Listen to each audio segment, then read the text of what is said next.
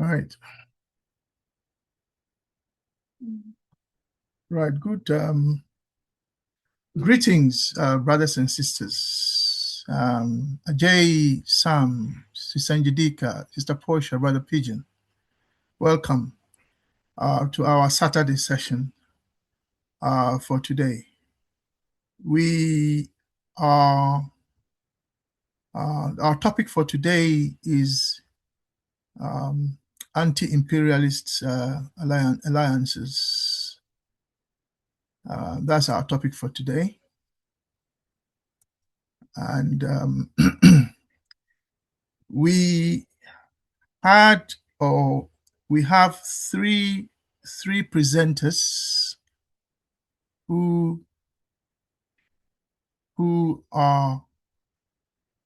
plan to present today. Myself, Sister Portia, and Brother Benny. And we normally have our geopolitical analysis before we do our presentations, but we'll skip that today and go straight to the presentations. So welcome all of you, and then welcome to those who will join us online. Thank you very much. So I have been tasked to start the presentation, so I should go first. So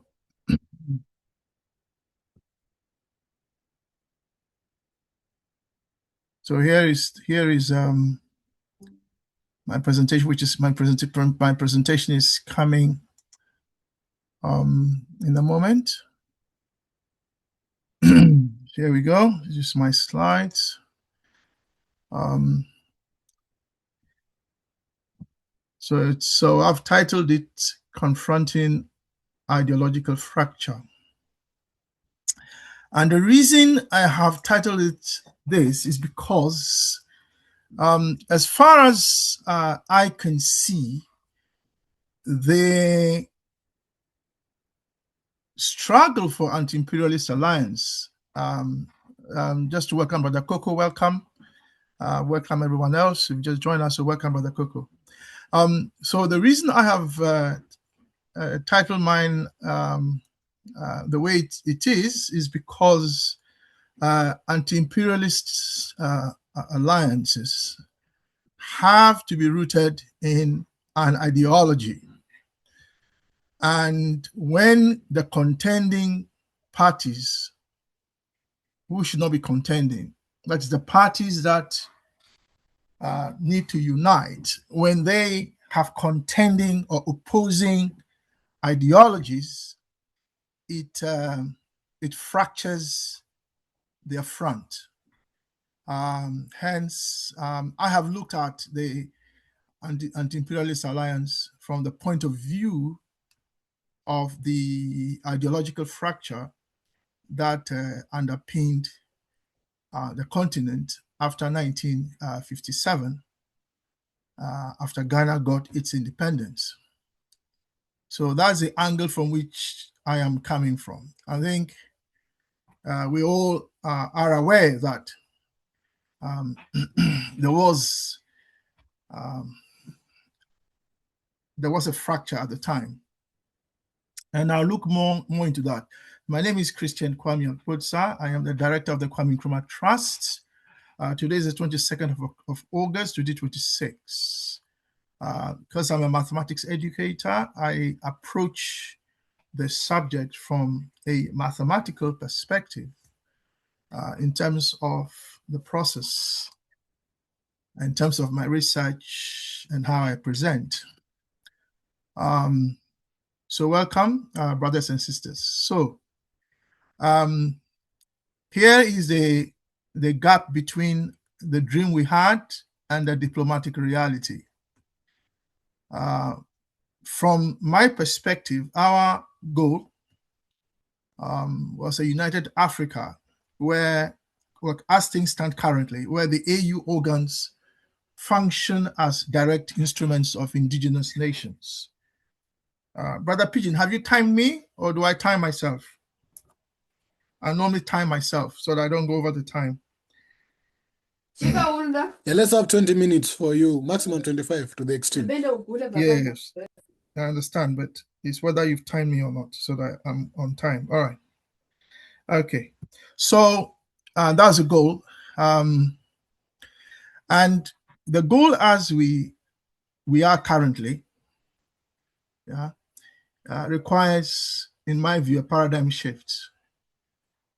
That we need to replace the neo-colonial Hegelian doctrine, that is state ownership, which is the idea that the states of Africa, the neo-colonial states, think they own even we, the human beings. Yeah, they think they own us and can do whatever they like. So it needs to be replaced with the public trust doctrine, so that they are seen as trustees and not as owners. So currently we have 54 UN votes, potentially the largest bloc, but as you know, it's entirely fragmented. Then on key issues like Palestine, we are unable to marshal our anti-imperialist alliance, and so you have strategic silence. Yeah. So in other words, Africa is not able to speak. Yeah. Africa just perhaps it's asleep, but it just can't marshal itself like a man and just say, look, this is what we expect. They just can't. And so we have strategic silence. And then we find that the research is showing that there's been anti-imperialist phantoms. We like announcing grand things. We will do this, and then nothing happens. So that's a gap between where we should be and where we are. This is my formula, which I've been sharing with you. So the formula basically is saying that if you read from left to right, it's saying that for us to achieve the outcome that I shared, the goal I shared earlier, it means we have to change things today, which is what outcome T is. Yeah. T can also mean time. Yeah. Today, we have to change things today. And that means that we have to change or implement policies. Those policies are represented by XJ, where J stands for 1, 2, 3, however many policies or levers there are. The delta is change. So those policies must change things. And the alpha J is that whatever policy you take must be effective. And when we bring all the policies together, that's what the sigma stands for. It means sum them all up. And when you sum them all up, it must make a change in today in order for us to change tomorrow, which is outcome TN. Yeah. So outcome T is our current reality. X delta, the other policy levers. And so now level 3 in my analysis is the AU level. Yeah. Level 2 is a ground level in terms of the states, the neo-colonial states. So level 3 is the AU's symbolic blueprints, the documents, things like the Constitutive Act, Agenda 2063, the Samoa Agreement. Then level 2 is the states level, the neo-colonial states. That's the practitioner level. And at the moment we have 55. Yeah. Remember, we have the same population, well, almost like India. India is about 1.4 billion. Africa is about the same. China is about the same. China has one central government. India has one central government. Africa has 55. Yes, you heard me. 55. Now, if that is not crazy, I don't know what is. Logically, I mean. Yeah? So, that is the level 2. Then the level 1 is the ground, the bedrock. That is we, the ordinary people, the constituents, African citizens, the indigenous nations, etc., etc. So those are so when I'm looking at an issue, I look at what the African Union is doing, how the states do or don't implement, and then I look at the reality on the ground. Yeah, because I'll normally do 7 slides, I don't go into too much detail because we have to have time to discuss. We do a lot of talking already. So this is the reality on the ground today. We do not have a UN Security Council permanent seats. We have been excluded. I mean, why would you go into a party where you've been excluded? There's a party going on, let me just use that analogy, and key people in that party have excluded you, but you still go there. It doesn't make sense to me. Shouldn't Africa just say, until this is done, we will not come? We don't have men, real men leading Africa. The real men, I think, have all gone. Nkrumah, Gaddafi, those were the real men. The leaders we have today, I don't think they're up to the task. We have 54 UN General Assembly votes, the largest bloc. In the last vote, I think we all voted for the declaration that the enslavement of Africans is a crime against humanity, as one of the rare times when Africa is able to speak with one voice. But listen, we have 55 separate state ministries. 55, Africa. 55 separate state foreign ministries. China has 1, India has 1, Africa, same population, though bigger land, has 55. The African Union would like to have 1. We, civil society, must work hard to get the states to do what the African Union is doing, or is asking them to do. Resource extraction as structural dependence. We are dependent structurally. We have, as I understand, 125 billion barrels of oil. We have 18 trillion metric tons of gas. We have 40% renewable potential, but our raw materials are exported, finished goods are imported, and we have structural dependence which still persists. Brothers and sisters, I am referring to our anti-imperialist alliance. So what is the outcome? Anti-imperialist phantoms proliferate from the AU founding to this is called a ACIRC.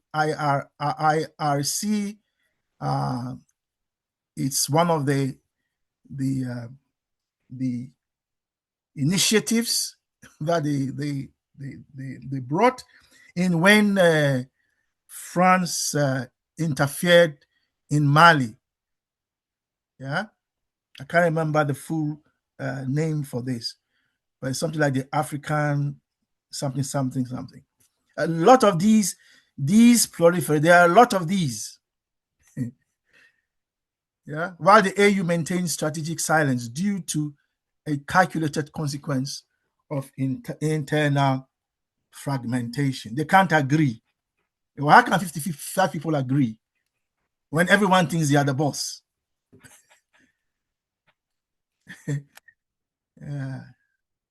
It's like somewhere I know where people tell the the chair, he's not being an elder enough because everybody's boss in that space. Yeah. So 55 bosses. So who is going to listen to who? No one commands the respect of everyone else. Some have been there for 38 years. They want their sons to take over. Africa. Africa. Anyway, Nkrumah said that when given the opportunity, the black man will show that he's capable of managing his own affairs. Nkrumah is gone. I don't think we are capable of managing our own affairs. At least not from what I can see. What is the root cause? I think that the failure for the anti-imperialist alliance, I think the root cause are the three, what I call the three ideological camps within the one fractured union. You will recall this. I think Brother Coco has spoken about this to us in the past. The Casablanca group, the Brazzaville group, the Monrovia group. From the moment Africa decided it needed to unite, yeah, the usual suspects were traveling from capital to capital, getting African leaders to join one of these camps. Yeah, I don't want to mention names. You know them. You know, they are criminal organizations that you know their names already. I don't want to mention their names. Yeah. Those organizations don't even obey the laws in their own country. They think they are above the lawmaking bodies, even in their own country. They don't respect laws. They don't respect their presidents. Sometimes they kill their presidents. You know them, so I don't want to mention names. They went around dividing Africa into three camps. So we had a Casablanca group. This is the Nkrumah group who wanted unity now. Then you had the Brazzaville group. Those are called the conservatives. Yeah. The Kagame thing is a recent addition. But if you go back, I'm referring to people like Houphouët Boigny, the Senegalese president, Gabon, those, most of them French, former French colonies who were afraid to be free of France, because France, I understand, was implicated in the murder of Sylvester Olympio. Was that his name? Olympio of Togo. So they were afraid. They're always afraid, these guys. They don't want to die. They're always afraid. Africans, always afraid. Anyway, so then we have the Monrovia group, which they, for me, are who are called the liberals. You know, they are on both sides. You know, non-liberals are always on both sides. They are like hot and cold. When the conservatives say something, okay, yeah, okay. And when the liberals say something, yeah, that makes sense. But they are here and they are there. Yeah. It's like in South Africa, yeah. The liberals claim that they never voted for apartheid. Yeah, when apartheid was there, but somebody voted for it. The liberals claim that they never voted for it. And that that they supported black liberation, and they didn't like the domination of black people in South Africa, but somehow the government was always voted in. I'm talking about the national government. Yeah, that was disbanded in 1994, and new laws were passed. Yeah, I'm referring to that situation. So those are the liberals. So we had Africans divided into three groups. So you can imagine they couldn't agree. Today, the progressives to be represented by Ibrahim Traore and the ES leaders who reject Western democracy and seek new alliances. Then Paul Kagame will be seen as one of the conservatives He's president for life, as you know. Then we have Abiy Ahmed in Ethiopia, who also can be seen as a conservative. And the liberals are countries like Nigeria, Ethiopia to some extent, same Ethiopia to some extent, Liberia, Ghana. Then we have the monarchies that also fall under the Brazzaville. I will put them today under the Brazzaville group. Morocco, and but Morocco, was in the Casablanca group those days. Algeria, they were in the progressive camp. So I'm saying that this is at the heart of the anti-imperialist alliance. This is why Africa could not focus on having an anti-imperialist alliance, because of this ideological fracture, which in itself has roots in the philosophical fracture. Because sometimes when people are complaining even about other people, when you look deeper, it is actually philosophical. It's not what you said, it's not what you are saying, it's not what you did. They just disagree with your philosophical position. But they don't say it that way. Rather, they say you are this, you are that, you are this, you are that. But actually, the reason is deeper and it's philosophical. Maybe they don't like your materialist position because they are idealists culturally, if you see what I mean. So yeah. So this is for me for today. This is my main presentation. I have more slides. There are 3 of us. So I wouldn't want to go too much. My main point today is that as long as we have these ideological camps, which still persists, because right now the Casablanca group have mainly been, I think, dissipated. The only person now that is there now is Traore. The rest of the continent are not progressive, and they are either conservative or liberal. Now, so you can imagine, these guys don't want to unite the continent. They want to protect their regimes. Yeah. So this is my main presentation for today. These are the levers, but I won't go into that because others are also presenting today. All I would say is that although we have all these anti-imperialists, if you like, strategies we can use, they are not being used. And so what we have, if you look at the current situation, is that the effectiveness is 0.16 again, which means that not much is happening in terms of anti-imperialist alliance. Yeah. South Africa took Israel to the international court. I don't recall other African countries supporting South Africa. I don't recall. They couldn't even support South Africa, even though they were unable to. Some of them just wouldn't support the Palestinians. What's interesting is that Palestinians, even though, as I understand it, a lot of them, the majority are Christians, they are portrayed in the media as Muslims. So the Christian nations or the Christians on the African continent are not really interested. And yet the Palestinians are Christians. Some of those being shot and so on are actually Christians. And this has been deliberately kept from the Christians on the continent, because the powers that be are aware that if Africans realize that those being killed in Palestine are not Muslims but Christians, they will not accept it at all. They will not accept it. So that is hidden is done in very, very, very surreptitious ways. But anyway, all I'm trying to say is that even when it comes to Palestine, we cannot have an anti-imperialist alliance, because any statement on Palestine is not really against Israel, is it?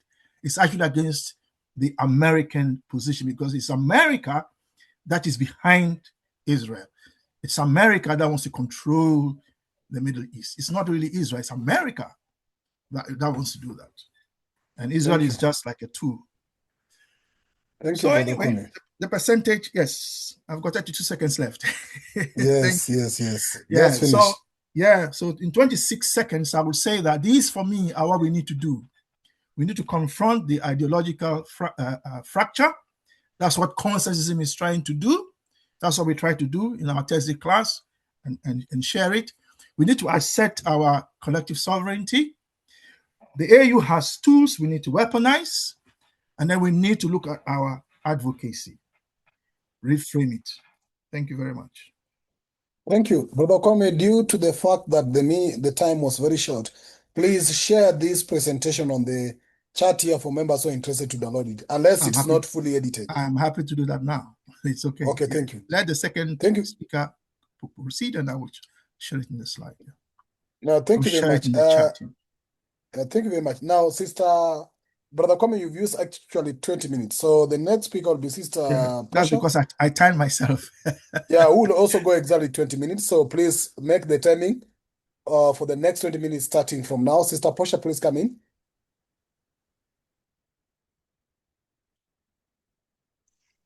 Can you hear me okay? Yes, we can hear you, Sister Portia. Okay, one moment, please. Okay, thank you so much.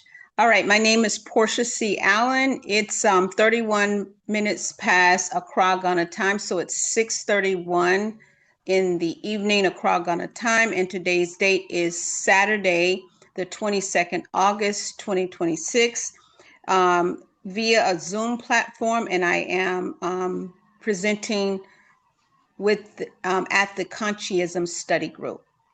I have 20 minutes to present, 19 minutes are remaining. And what I'm going to do in my presentation is I'm going to continue building from a presentation that I presented on the 28th, pardon me, on the 28th of, on Saturday, 21st March, 2026. And then another presentation was on Saturday, 28th June, 2026. And then the latest one was on Saturday, 25th July, 2026. All of these presentations, it is my aspiration is that they move into actual implementation at the Consciism Study Group.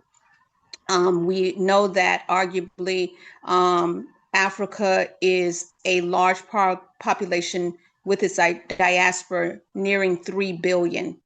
And at present, it's 8 billion people, but this is, of course, in future. So in 20 or so years from now, Africa will have a population, and we're using statistics that could be argued are not from African-led statistics. So this is why you hear me emphasize it's 3 billion. And I think even the numbers are more than that.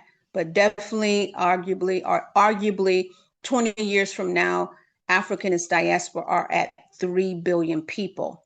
So in that, if you look at the Consciism Study Group and the number of people who attend Mondays, Thursdays, Saturday sessions, and then the number of people who access the information on the different social media presence, the Consciism Study Group has a great potential to impact some of those or some of us 3 billion, Africa and its diaspora.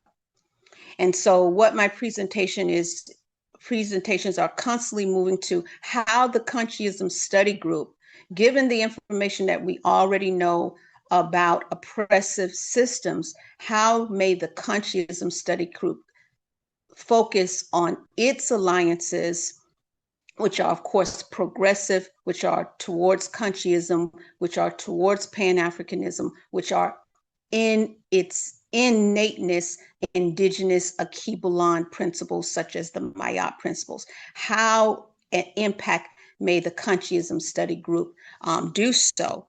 And so now in this presentation, it goes again into more specifics of that implementation.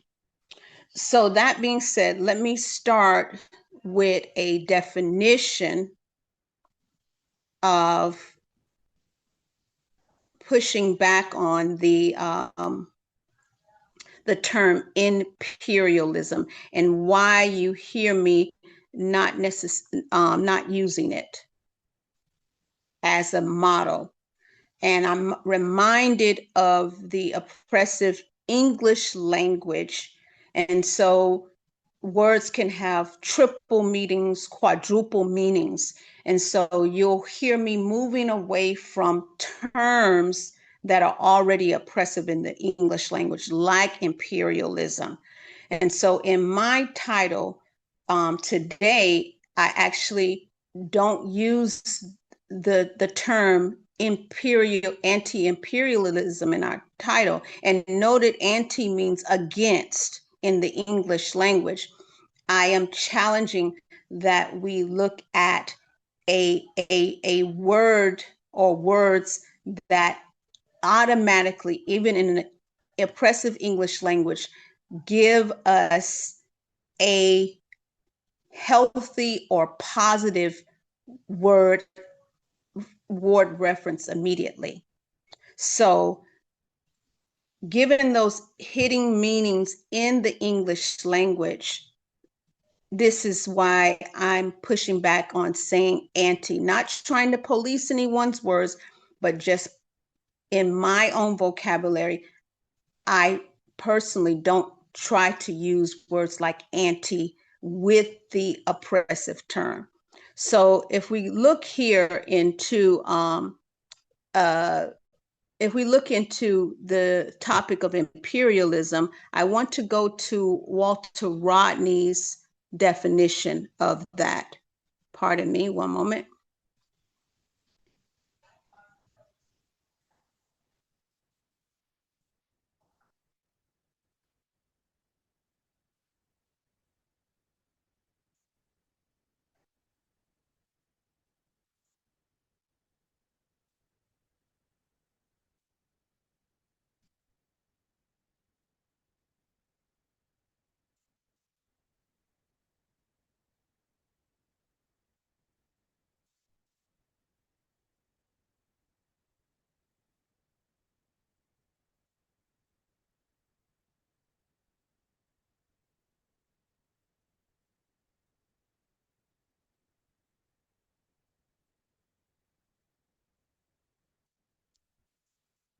Okay, pardon that delay, everyone. So I'm going to first start with a timeline, then I'll go to revolutionary Walter Rodney's definition of imperialism, and then I will share the name of my topic. So if we're looking at a timeline, I suggest a timeline starting from the 15th century to present date in racial capitalist systems, because there's a context to imperialism. Even though we could contribute imperialism to the Berlin Conference, or I would dare say again, pushing back on the framing of words, the Berlin raping of Africa of 1885. So that being said, the timeline is from 15th century to present, when the question is asked via a Google search, when did imperialism start in Africa? Right? I'm going to stop sharing my screen.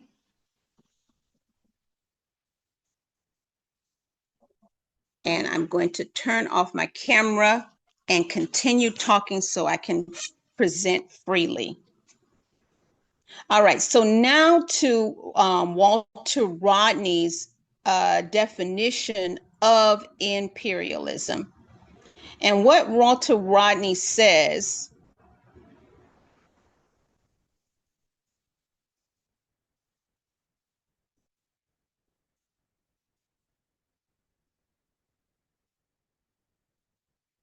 Sorry, Sister Portia there? Pigeon?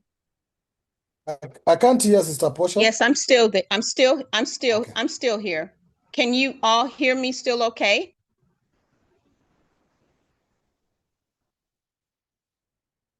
Yes, we can hear. Sister Portia, we can hear you. Okay, thank you. Okay, so um um in his 70, and I'm reading from that book on racial capitalism, but in his 1972 classic of Imperialism, he gives a definition of imperialism, and I want to try to summarize what that is.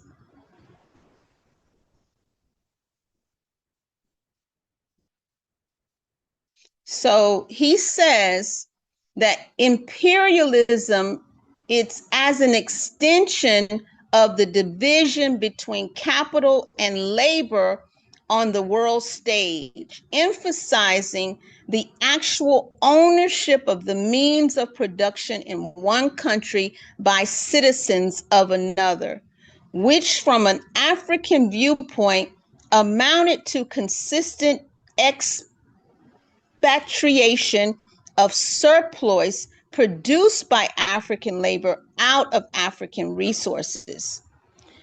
So this is something that I would contend at the Consciism Study Group, we do not want.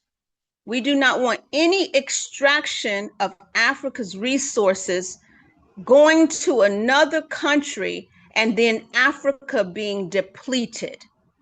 So my proposed topic is Consciism Study Group, Progressive Alliances in the 22nd Century. Consciism Study Group, Progressive Alliances in the 22nd Century. Now to my next point. I looked over the different revolutions, and in my previous presentations, I broke those down into what type of movements they were. I won't repeat that, but I do want to say that when I did a Google search on Pan-African alliances, there were a plethora of movements that some were mentioned in the presentation that I gave on Saturday, 21st March 2026, and there were some that I didn't mention. Yet it gave a point to one of the different comrades who said it in a previous presentation, that there have been, and it actually was two comrades, that there have been many examples of alliances among Africans and its diaspora.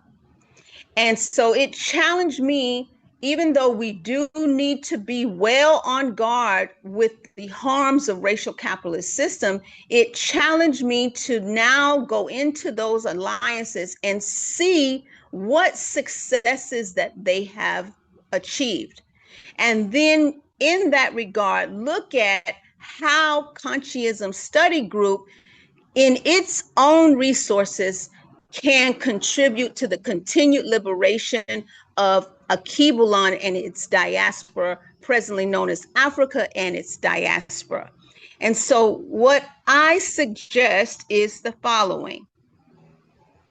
And this comes back to that 25th July 2026 presentation. One moment, please.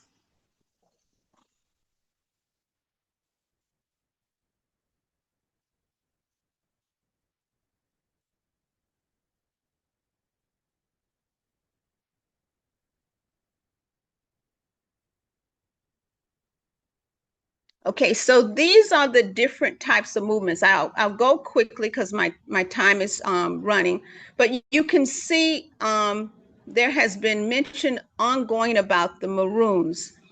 You can see also of what has taken place in 1763 in Guyana. You can then look at, of course, Haiti, which many people in the African diaspora refer to as Africa's North Star or our North Star. You can even look at the revolts that took place in the United States. All of these instances had to have types of alliances against or moving toward progressive ways, emancipation, freedom, liberation. You can even see, of course, what happened in the Zulu kingdom in 1879. And then further, you can, which I had mentioned in my presentation on 21st March 2026, you remember the first Pan-African Congress in 1900 in London. And then, of course, subsequently, there were other conferences that were held. And then you also, though quite controversial, you also see, pardon me, you see the formation of the African National Congress of South Africa, quite controversial today. So these, just me highlighting, you can see there are tons of alliances that we have done since the harms of racial capitalism / imperialist systems have occurred. So we have always fought back. So now then the question comes, what can the conscientism study group, given all that many people on this call already know of racial capitalism, of imperialism, what ways can the conscientism study group, what can it do now? And I reference Malcolm X, his June 28, 1964 speech when he was starting with the Organization of African American Unity. And remember the controversy around the Organization of African Unity, which now then became the African Union. I am not moving into that controversy. I'm rather saying that, like I had given in that presentation on the 21st of March, and then I went into the 28th of June, and then I went into the 25th of July, these alliances tend to keep having stuff very similar about what can be done. There has to be, or there is recommended, an establishment, a formation, and then self-defense, so security, also political education, also economics, as well as a political astuteness. And then further, there has to be the communalism portion of it. So in that, the conscientism study group that we are currently in now, since I have been here, I have seen all of that. What is the only thing that is missing now is our implementation. So I suggest, kindly please, which I had in my presentation last month, I suggest the following. And I'm going to just pull that up one moment. Pardon me, not that one.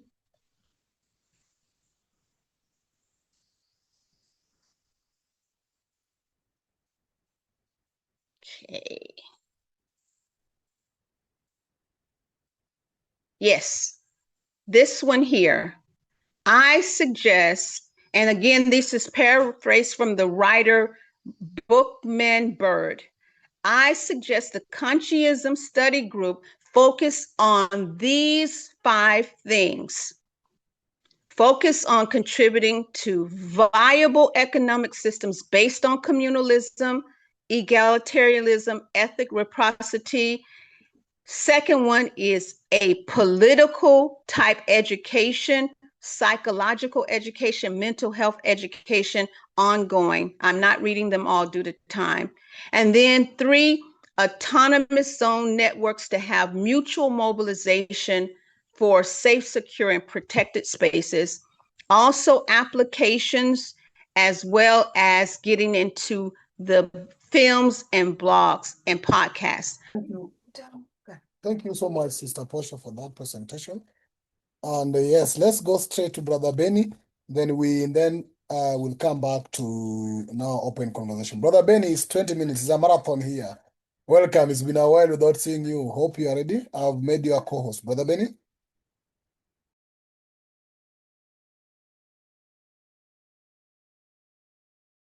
Yeah. Brother Benny, can you hear me? Can you unmute yourself? Brother Benny? Benny Ousu?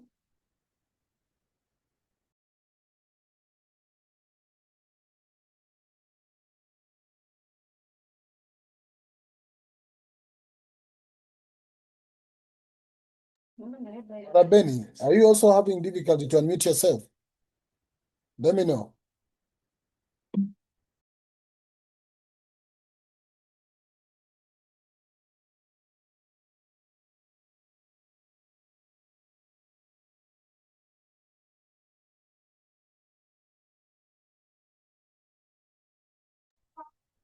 Brother Benny, last checkup. Are you able to unmute yourself? If you're not able to proceed to the open conversation on the two presentations we've had so far.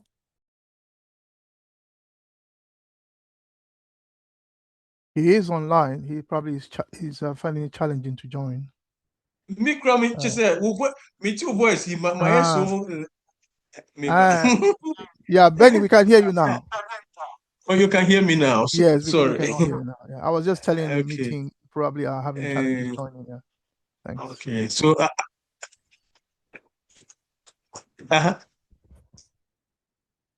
Brother Benny? Yeah. Brother Benny? Yes. Should I upload? You can upload your recording, your presentation, and you have 20 minutes to do that. Okay. Where is this one? Okay. Let me share screen. Okay. We can see your presentation, Brother Benny. Go ahead. You can see? Yes. Okay. Okay. Okay.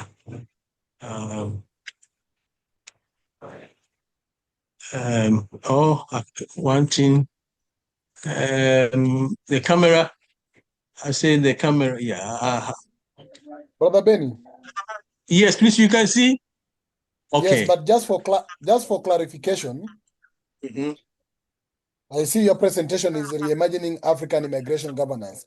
Is this in line with anti-imperialist alliance?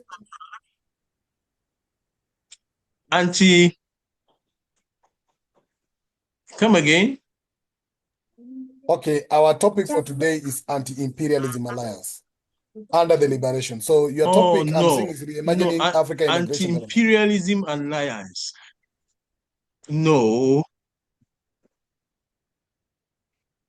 Then, Brother Benny, for your information, Yes. probably, if this is the presentation you've designed for this, will maybe allow you to have another session for that presentation, because our presentation for this week is geared towards liberation or anti-imperialism alliance. If you had another slide, I know you had more than one presentation. Kindly check and let me know. No, there's only one slide now. So let me just leave it. Brother Kwame, what do you advise? I think we give Benny another slot, because it looks like this is an interesting presentation, which is not in line with our session for today. But if members are okay, we can hear what he has to say. Yeah. Let me present it at the appropriate team, so that it makes sense. But I don't think members are not against your speaking on it. It's okay. It's okay. And then fine. This will be Brother Kwame. I will actually do editing of these presentations. But what is important is we'll give Brother Benny a 20 minutes presentation on his topic, but will not comment on that topic. We'll comment on the two slides that are there, because already now he has prepared a presentation, he has appeared, and it would be good even if not that, but to give him a time to at least do that presentation, even if it's not in this line. We can take it for another session and we can cut it for that, but at least give him that 20 minutes to his presentation. Yes, considering that it's the first time he's joining us since he moved. Yeah, but why not let me suspend it, and then because once you deliver, people may want to ask questions, they may want to clarifications. So I think a different session where that can be done would help a lot. Okay. Well, if you're okay with that, Brother Benny, then we can talk after this, and then we see what can work out. If you're okay with that. Okay. Yes. Yeah. Okay. Can I? Yeah, I think it's okay. Our topic for next week, you could present this. It's on capital city symbols and statehood. So I think it's okay to present this next week. Yeah. Okay, Sister Amma? No, it's okay. I was going to say I would prefer that it's suspended rather than a presentation made and we can't comment on it. So since Bernie's already suggested it himself, let's go with that. Okay. Excuse me. Okay, so the presentation by Brother Benny is slotted for next week. We give him a good time for him to do the presentation and also a good time for us to comment and react to that presentation. Now, in line with that, now we have 1 hour to actually get back to the 2 presentations that have been done by Brother Kwame and Sister Portia in line to what we call the anti-imperialist alliances. Now, I'll open the first 30 minutes maximum, but I'll be going around only for questions. So I ask you if you have a question, it's okay, you unmute yourself and get your question for. If you don't have a question, you can just pass. Then the next part of it, once the questions are answered, I'll go now to an open conversation and discussion. I wish that we move in that line so that we can cover everybody. So I'll be calling the list of members present. If you have a question, I'll allow you at least a minute or two to shoot your question. Is that okay? Is the slide still on? No, it's already out. Don't worry. It's not on. Thank you. Now, I'll go straight to my list. And the first person in my list after Brother Kwame is Sister Amma. Sister Amma, do you have any question in this particular session for any of the presentation? If you have a comment, I'll come to the next round of comments. Sister Amma? No, you can pass me by. Thank you. Thank you. Brother Sam, you are next in my list. Do you have any question to any of the presentations? Yes, Brother Sam? yes, brother. Yes, brother Pigeon. Yes. Yeah, proceed. Please shoot your question. Thanks. Good evening, everybody on the platform, and thanks for the presentation, brother Kwame. Just for my interest, you mentioned all the countries, and you don't say anything about South Africa in the current situation. I heard your comment that in the past, during apartheid, that they were in between. What is the situation in the current scenario about South Africa? Where do we classify it? Thanks. Brother Kwame, you have maybe a minute to respond to that. That's brother. Someone's put me on the spot there. Yeah. Yeah. So. Yeah. So. I think this is a slide where I can address that question. So, where is South Africa? South Africa is the only country in terms of the Palestinian situation acted in a way that was in line with what the Casablanca group would have done if they were around. So I would say that South Africa's action in terms of taking Israel to the international court is in line with the Casablanca's anti-imperialist stance. Do you want me to comment further? Because we could argue that South Africa's economy, however, is rooted in free market economics. So in that sense, it is not aligned with its progressive stance on Palestine. But again, remember, South Africa is part of BRICS, and BRICS, as you know, is currently one of the strongest, you might say, anti-imperialist alliance on the continent, on the global stage. Yeah, it has Iran, Russia, China, South Africa, India, and the reason that South Africa's membership is important is that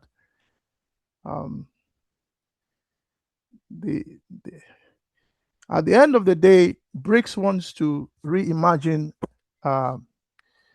geopolitical relationships globally, and Russia, China, India, as you know, they want to set up almost something like a common market across Asia that will bypass water, that will bypass shipping, and so on. And America knows that that will isolate her, because America, as you know, has continued the policy of the British. Yeah, what has been called, as I understand, the Mackinder Doctrine, which says that Europe should never be allowed to unite, or Europe should never be allowed to unite with Russia, and create a market, because then that will sideline what we call today the West, and they don't like that. So all the fight against the Germans, part of the reason was that they feared that because Germany and France wanted to unite. You see, they wanted to unite Eurasia. So I suppose what I'm saying is that in terms of your question, South Africa, you could argue, is playing a vital strategic role, because South Africa being there, in a way, means Africa is there, you see.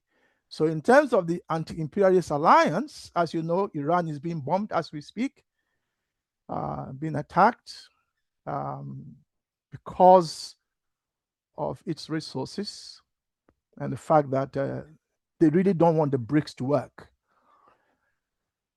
Yeah, so despite what has happened in South Africa recently in terms of migration, I think we need to remember that South Africa has a key role to play in the anti-imperialist alliance. One could argue in terms of internal politics, but if you look at the global stage, yes. I think I'll pause there, Chair. Yeah. Unless Okay, thank you. Sam wants Brother Sam, do you want to come back on that? Deliberate on anything else. No, Brother Pigeon and Brother Kwame, I think I more or less agree on the global scale. But when it comes to the liberation of the people, the African majority, then South Africa is falling short. Thanks. Yeah. So I will agree with you on that, but then I'll go further and say that South Africa is not alone in that. All the African countries are also complicit in that. Yeah, the neo-colonial states, apart from what appears to be happening in Burkina Faso, most of the African countries, the leadership is not really about putting the welfare of the majority of the African people first. In other words, the welfare of the majority of Africans is not the supreme law on the continent at the moment. Okay. So so they are all guilty. That's what I'm trying to say. Okay, thank you, Brother Kwame. I know Brother Elder Sam wanted you to speak to the recent probably issue in South Africa in regards to whether Afro, Seno, and the rest. But that one we'll have a conversation another day, and you tactically avoided the spot.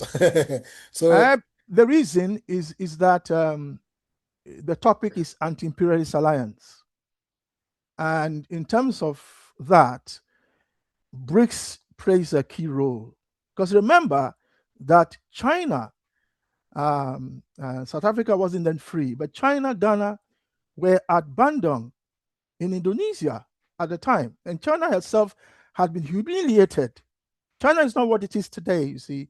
So I think that South Africa's role in BRICS, as I said, when South Africa is there, Africa is there as well. So I'm saying that is a key anti-imperialist angle for us, because what BRICS are trying to achieve ultimately is another center of power on the geopolitical stage. And that is good for Africa. You see, very, very good for Africa. Thank you. Okay, thank you. So let's get to the next in my list is Bismarck. Comrade Bismarck, do you have a question to any of the two presentations? Bismarck, comrade.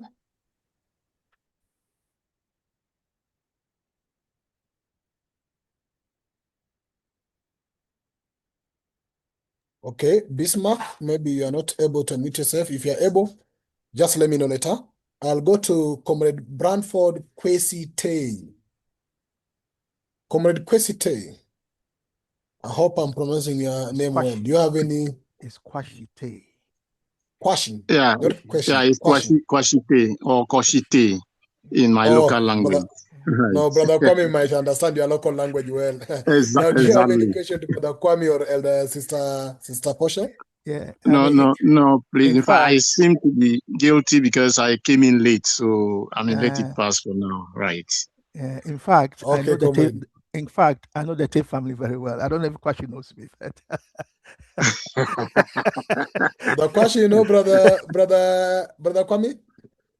I'm not very sure yet. I don't think so. I don't think so. Yeah, exactly. But I know the family very well. Oh, okay, that's very good. Okay. Right. It's nice to catch up. Probably you'll connect after this to get to know each other better. Now, that's very good. Right. Let's get to Brother Horace. Brother Horace, do you have any question to Sister Portia or Brother Kwame's presentation? Brother Horace? Yeah, absolutely. Greetings to you all. This is Horace. I had a question to Senior Kwame and also to the other presenters. And my first question is, I was requesting... Brother Horace, the presenter is Sister Portia.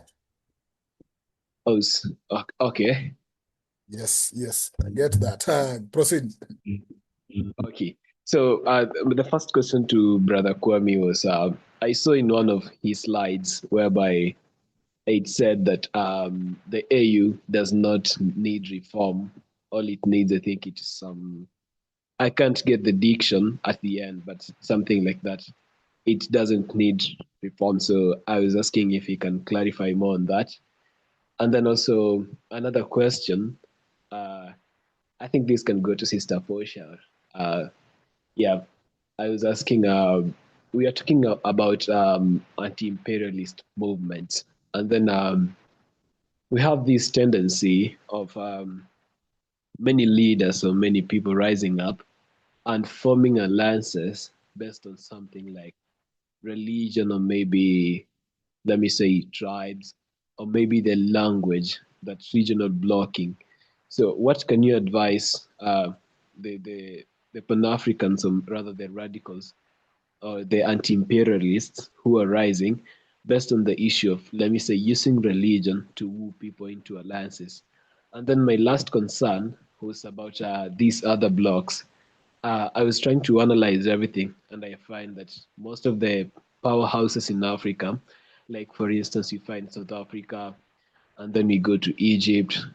We have these other alliances that are kind of slipping them, taking them away from Africa. So it's like you find South Africa is in the BRICS, Egypt wants to join Turkey, and then we find that, let me talk of, we can look at Gabon.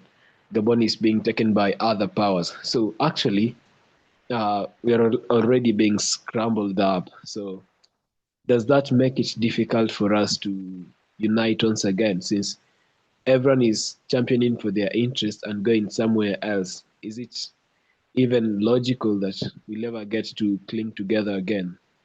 Yeah, I rest my case. Thank you, Brother Horace. Sister Portia, please go first.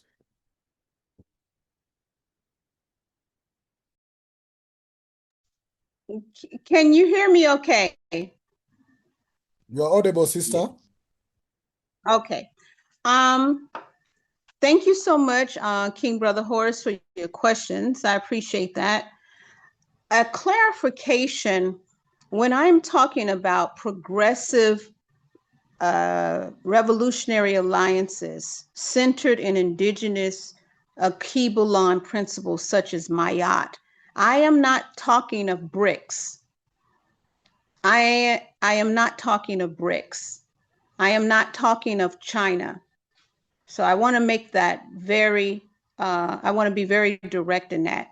This is why when I gave my presentation, and let me just bring up the slide. Let me share my screen.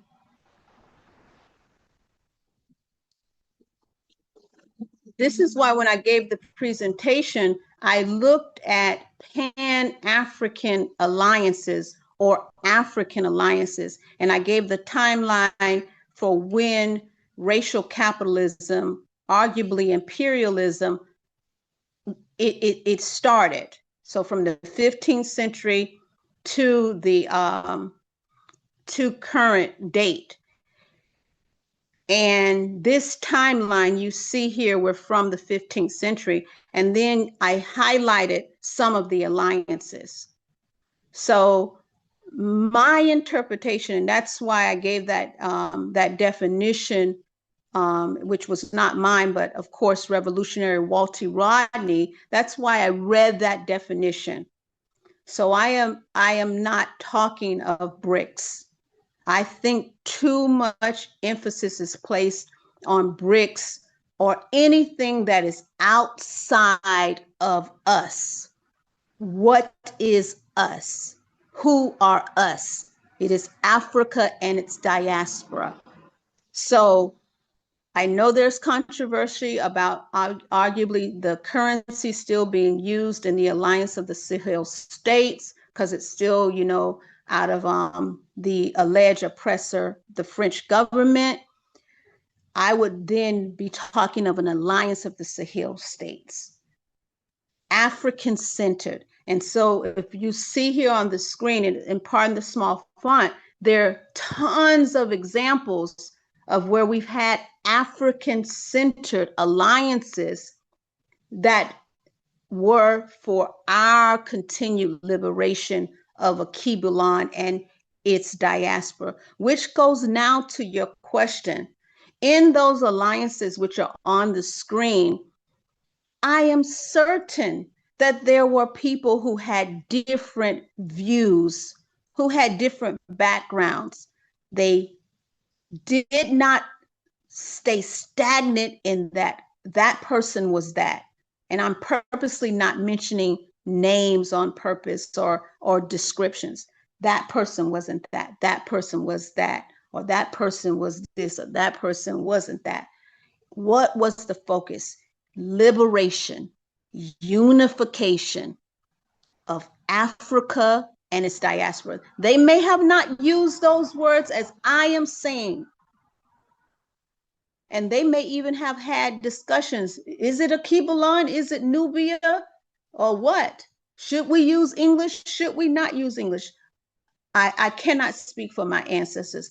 What I do know is that anything that was oppressing our healthy, loving, wise, and knowledgeable ancestors, they have always fought against it. And that didn't start in the 15th century.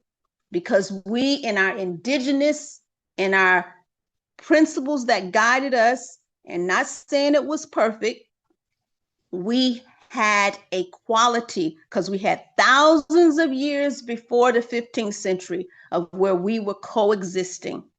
Again, not perfect. So that is what I can say, that when we talk about movements, that we don't ignore our differences. And I'll stop sharing my screen.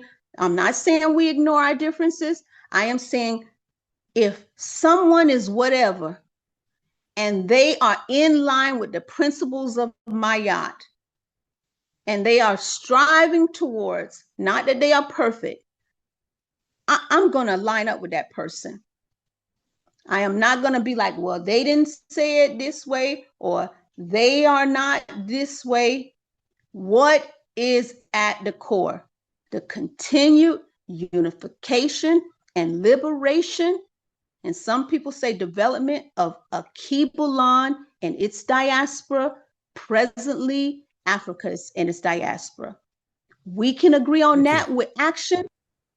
We can agree with that on action.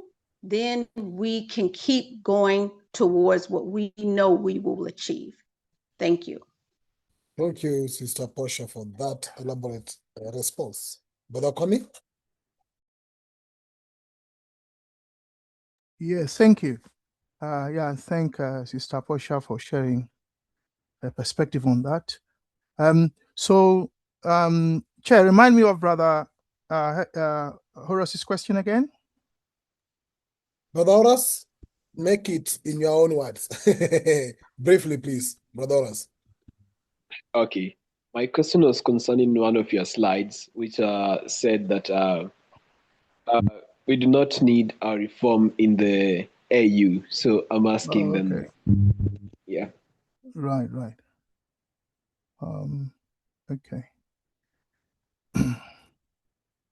So reform philosophically means that you tweak what is there now, even though it's not working. You tweak it. That's what reform is. When you reform, you don't change the principle on which something is being run. You just change the policy to make people happy, to make people think that you are doing something. But the generative principle is not being changed. So, for instance, the generative principle of neocolonialism is the exploitation of the African people, the theft of our resources, etc., etc., etc. As long as that generative principle is there, no amount of tweaking anything will change anything. Yeah. So that's what I would mean by Africa. What Africa needs is a change in its generative structure, by which I mean, for instance, we stop sending our raw materials abroad, our cocoa, our coffee, our diamonds, and so on. We should stop sending them abroad. Stop sending our gold abroad for paper. Yeah, because it doesn't make sense to send gold, which is the ultimate currency, and exchange that for paper. The US dollars is just paper. That's all. It's just paper. Yeah, that's all it is. The same paper we used to go to the toilet with. It's not even worth that. And we send our precious minerals and resources for paper. How does that make sense? Well, it makes sense because in the current architecture, because we need to buy from the international market. Yeah, and to buy, we need to use an international currency. And the international currency, that is the global reserve currency today, is the US dollar. So then we are forced to exchange our valuables for this paper so we can buy medicines and other things from the international market. So that is what. So what I'm saying is that you can't reform that. That cannot be reformed. It has to be changed. Yeah, it has to be changed through various policies. You know, one of them is that we start trading amongst ourselves. Yeah, so that we need less and less of the dollar. Yeah, we start producing things on the continent so we don't have to import food, etc., etc. So I hope that helps, Brother Horace. Thanks. Thank you very much, Brother Kwame. Brother Horace, do you have any comeback on that before I go to Sister Ida? No, I still have something to Brother Kwame. One question remains unanswered. I saw him uploading the BRICS organization, and then I was just worried. Does joining this global anti-imperialist movement undermine the progress that you're trying to build on the continent? For instance, BRICS, and then the NATO defense pact style that Egypt is planning to join with Turkey and Pakistan, and then other countries turning towards America and China. Well, I think my response to Brother Sam touched on that, which is that the most powerful anti-imperialist alliance today on this planet is BRICS. Yeah, on the global stage, I mean, because those countries there did not colonize anyone. Yeah, they did not colonize. No, Russia never colonized anyone. They didn't colonize us. China never colonized us. India did not colonize us. Who colonized us? It is the Euro-Americans. They colonized us. And when Sister Portia shared some of the progressive organizations, you notice that she mentioned some of them in the African Caribbean. And that aspect is important, as she was pointing out, because in as much as we may be working with that alliance at that level, we also, from what Sister Portia is saying, we have to link up also with our brothers and sisters in the Caribbean. Yeah. So you know, there is the Caribbean nations who have their own organization. You are aware that Haiti has asked to join the African Union. They've been refused. You know, so in line with what Sister Portia has said, one of the things we may have to look at is how we can campaign and lobby.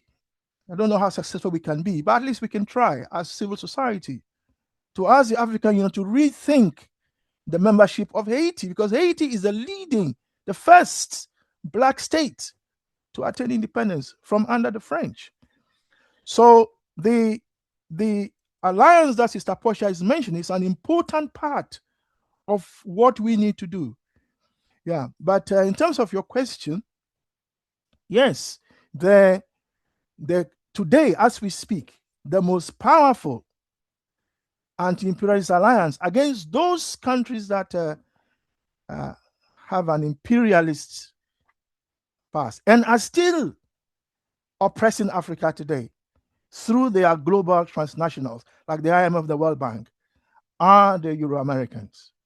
So in that sense, we need that that alliance to work. And South Africa, I was suggesting, is holding the fort for Africa, being in there, because if it succeeds, Africa will also succeed. But you are right that not all African neocolonial states want to be part of BRICS because they are within the American orbit. Chair, I think I will stop there. Thank you. Thank you for that extensive follow-up response, and also what Brother Oras raised. I can't dispute further your both response, Brother Kwame. Let me get to Sister Ida. Sister Ida, question for Sister Portia or Brother Kwame? I'm afraid I don't have a question because I'm struggling to follow. I don't think I've quite got the gist of it all. So I'll continue to listen. Thank you. Thank you, Sister Ida. Brother Ifo, any question to Brother Kwame presentation or Sister Portia's presentation? Question, Brother Ifo. I want to open up general comments after the question later. So, Brother Ifo, if you have any question you want to throw in, we'll shoot it now.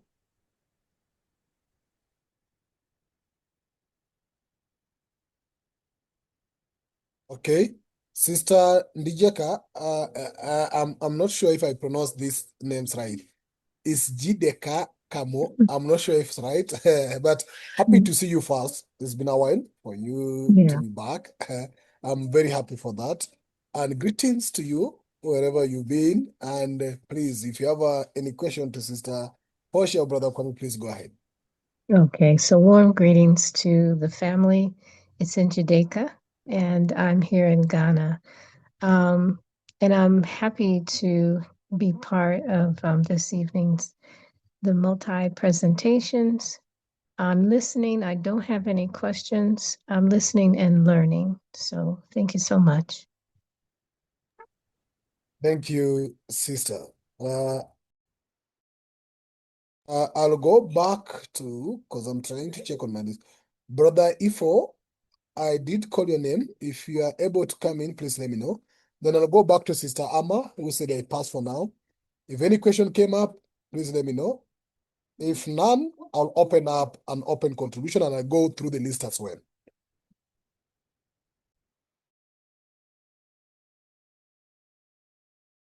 Okay, let me go now straight. I'll go now to general comments and contribution. And I'll start with you, Sister Amma. Do you have any comments and contribution?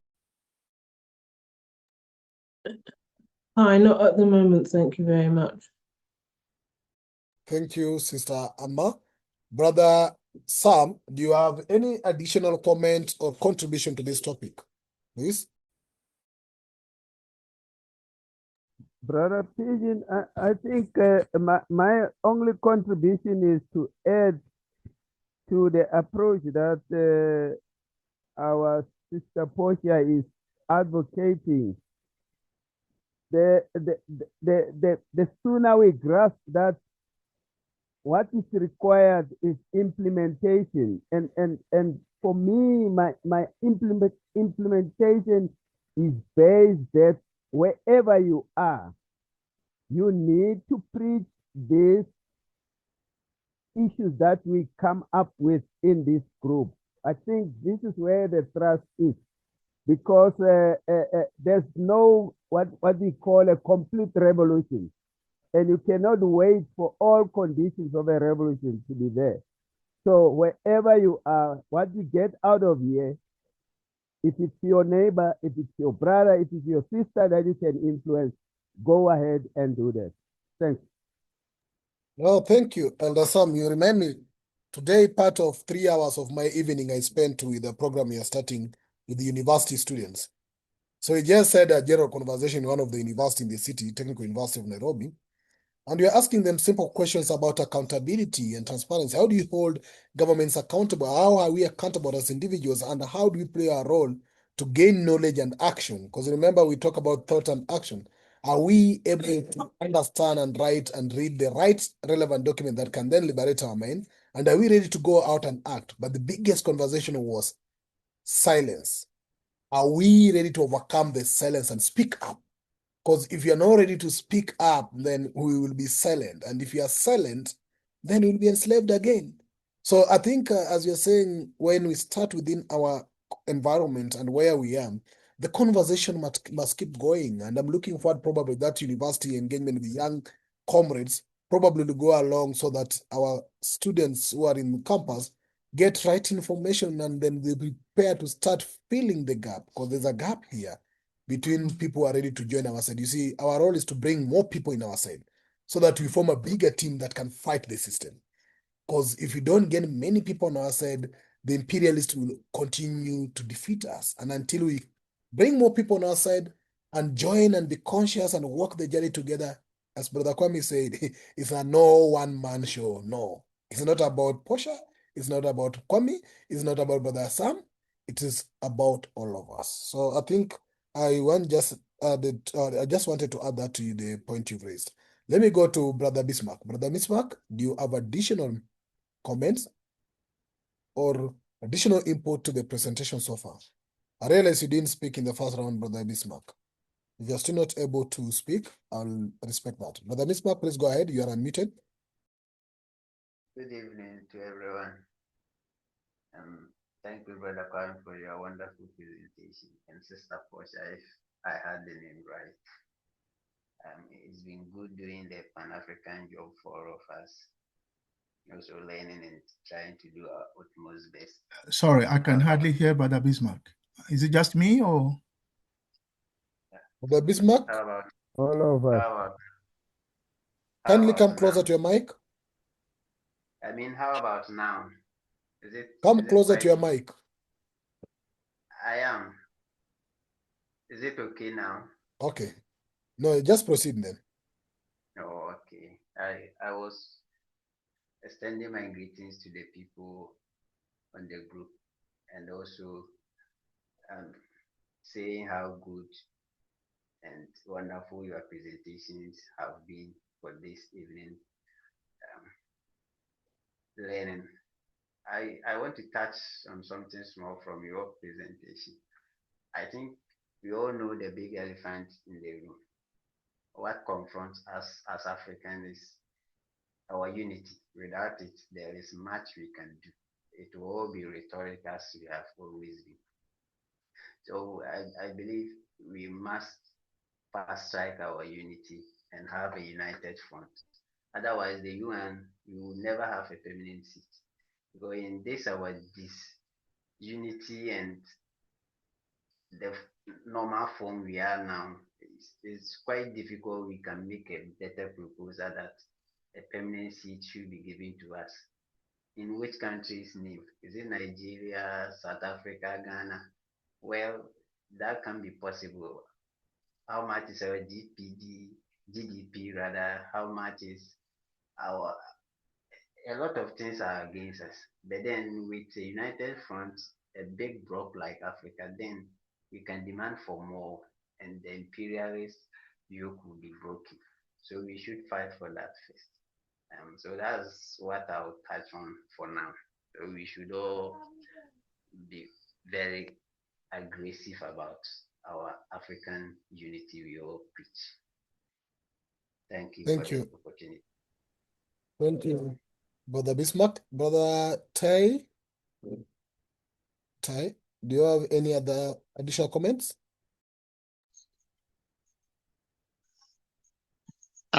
Is it me? Yes, it is. I hope so. Okay, good. It's Tay, not Tay. Thank you. Right. As I said, I came in late. Brother Kwame presented before I came in, but with the second round, with the questions, I'm quite sure that Brother Kwame spoke extensively about the AU. Now, my concern is there is a lot that has been said about our unity, African unity, as the brother has just said, and that is the only way we can move forward. Now, with the AU occupying the space and being the one that was to champion the cause of unity, we say a lot. How do we change the process? How do we change AU? We have been preaching. I think Mas was the one that says philosophers have said a lot about what is wrong with the world, but how to change it is the problem. What exactly can we do to change the AU? Do we change it as it is now, or do we form a different AU altogether? Do we go by the way that the Sahel region is going to overthrow the AU? I'm just thinking. Sorry if I'm just becoming so wild. So what exactly is the suggestion for the way forward for African unity? Thank you very much. Thank you. Is a question and additional contribution. Probably members will, the two presenters will come back to this as they give their final remarks. Now, Brother Menzi, please come in with your additional comments or such, because we are past questions. Brother Menzi, and welcome to the session. Brother Menzi? Greetings, comrades. Thank you, Nami. I apologize, I came in a bit late. Not a bit late, I missed the presentations altogether. I got in with the questions. My additional is simple. I feel very strongly about the dissolution of the AU. I know that it can still be salvaged through changing it in some kind of way.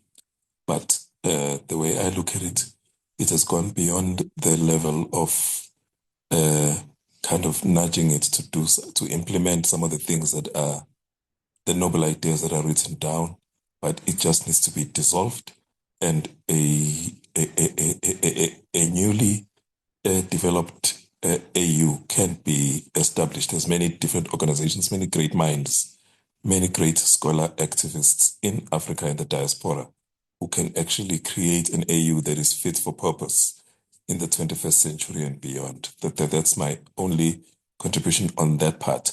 But on the aspects of BRICS and other alliances that are needed, I am 100% behind Sister Portia's Ma'atic approach, approach that is based on integrally Afrocentric, I would even say, like Danu Nabudere's Africology approach, integrally Pan-African diasporic alliances that are principled, not alliances we should shun and do away with alliances that are, how can I say, shortcuts basically towards our development as Africans.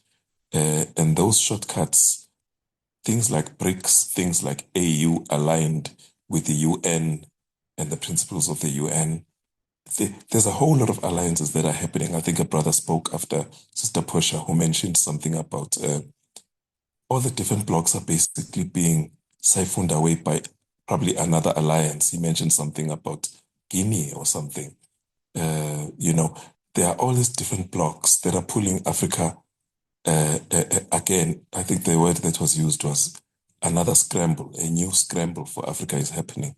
So now as Asia is rising again, economically and otherwise, and culturally in every way, and every other subcontinent, we as Africans, what are we doing? You mentioned, Brother Kwame, that we should stop selling things, we should stop giving away our gold, we stop giving away our soil, we should stop giving away our sovereignty. It can never stop while we still have policemen. Oh, I'm looking for another word, but I need to conclude. While we still have the kind of caliber of politicians and so-called leaders that we have, and people that come to Durban, like in the recent SADC, and they speak a whole lot of nonsense that has nothing to do with the actual goal of African unity and real integration of leveraging of the youthful dividend, the black, or I would say the Pan-African youth that are waiting for leadership, that are waiting for a major shift in our politics, in our and in our geopolitics. So that's all I needed to say. Lastly, the issue of BRICS. I read an article recently. I'll just paraphrase the title. The article was talking about how BRICS exists, but the countries that are in BRICS, they do not trade with South Africa the way that the imperialist country trade with South Africa. So in other words, BRICS exists for the past more than 10 years now, yet it's still the same imperialist countries that are trading with South Africa, that are buying. I think the article said that if true friends would buy your products, at a fair price, but fair weather friends would say they are your friends, but they will not buy from you. Basically, essentially, the article was saying that BRICS exists, but it's more like a paper tiger. It is there. It sounds like a threat to the West, but it's not really a threat. And it is not about Pan-African unity. Let me submit. Thank you. Okay, thank you for your contribution. Sister Ida, any further comment or contribution or additional words to the presentation? I think not. So I like that we're still talking about unification of Africa. I wish it were slightly more clearer as to how that can be achieved. I'm hearing things, but I'm not fully understanding where we're going. At one point, I heard someone say, "Oh, we should boycott the AU." I think maybe it's in the comments, and I'm thinking, "Oh, did I hear this in the presentation?" But I like that at least we are continuing to talk about unification of Africa. I think that's the best I can say. Well, maybe you can. Sister Ida. Yes, I finished. Thank you. No, Sister Ida, you have all rights to remind us to be focused. And I think we need to still be focused on the unification of Africa And I have all reason that will not say why you have all rights to remind us to do that. And thank you for your reminder. We will keep that in mind and see how we will always be focused on the intention of this Saturday, having given birth to this Saturday's session for us. Thank you very much, Sister, for that contribution. Thank you. Brother Horace? Thank you. Actually, I've been reminiscing about everything we've been saying about the AU and all these other things we've been saying. And I think we are just more of the AU, in my own opinion. And from what I've been hearing in the group, most of us are suggesting that we start getting things done, and that's we start dealing with what is at hand. Like, for instance,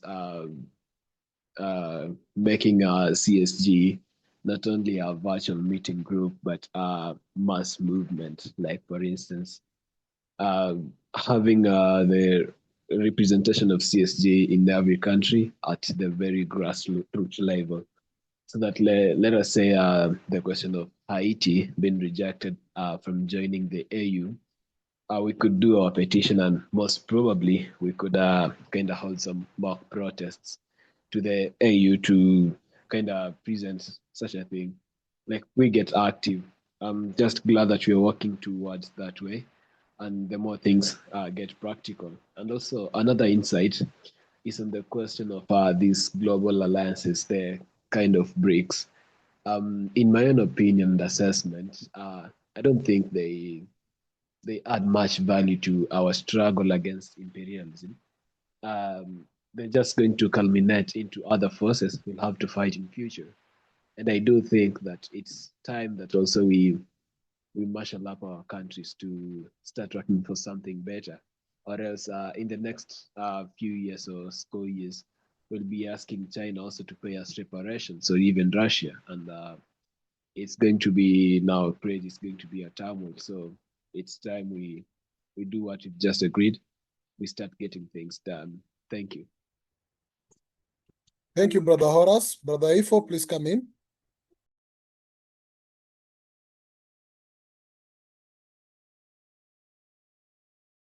When Brother Ifo hasn't been able to speak in the first round, so probably is not also in a position to speak. But if you are able, please just let me know. I'll go to Sister Njideka, please. Your final comments or further contribution to this topic, Sister, please go ahead. Thank you so much. One thing that I appreciate from what I've heard this evening. Thank you very much. brothers and Yeah. sisters.